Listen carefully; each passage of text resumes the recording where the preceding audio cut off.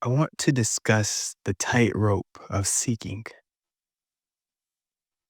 I've seen so many beings and people, you know, broadcast and claim, I am a seeker of truth or seeker of God, seeker of whatever. I understand that that's where, in an essence, you have to start. But I noticed that as human beings, especially, we are easily programmed. It's very easy for us um, to get into a habit, a pattern. So I see, especially in the quote unquote spiritual community, there are so many self proclaimed seekers. Again, I'm not saying there's anything wrong with it. What I'm really pointing to is at some point you have to find. Look at it as a state. I am. You are what you are. To be or not to be. See what I'm really saying? You're saying I am a seeker. Seekers don't have, you know? You're always seeking.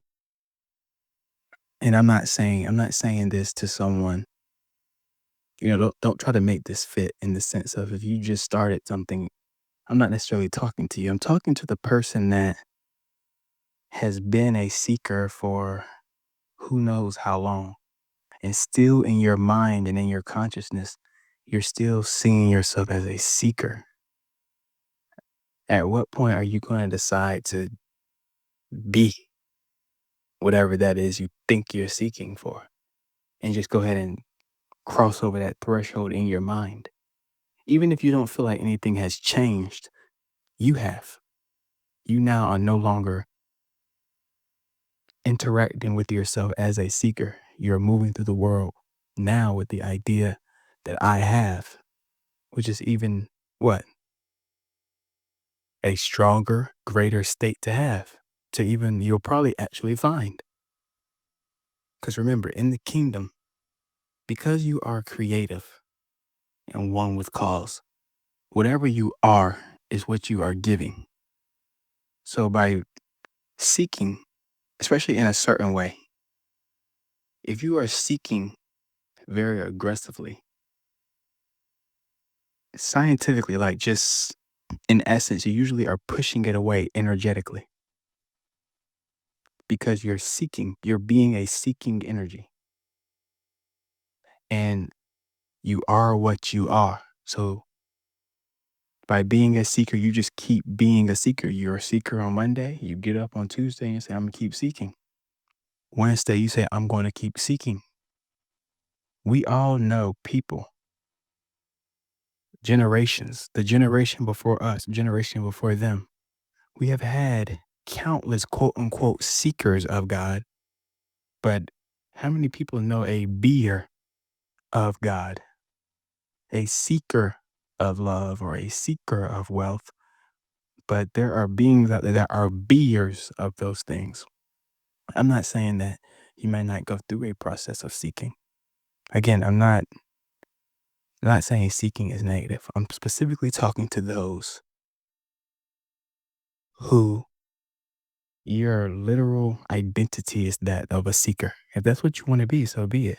But you have to begin to question and ask yourself, at what point am I going to go from a seeker to a beer? When? When are you going to be a beer of truth instead of a seeker of truth? Because you probably already have enough information. If you've been at this for years, you know, especially with the simplicity of I am, you're, the not the words, so to speak, the actual essence and presence that you are. The words are fine, but the raw, absolutely, silent to us, but not actually silent. But anyway, that quiet presence, the only actual living presence that there is, isn't seeking, you know? You're using that presence to seek, but At some point, you have to make the decision that you're going to walk as a beer, as someone that does have.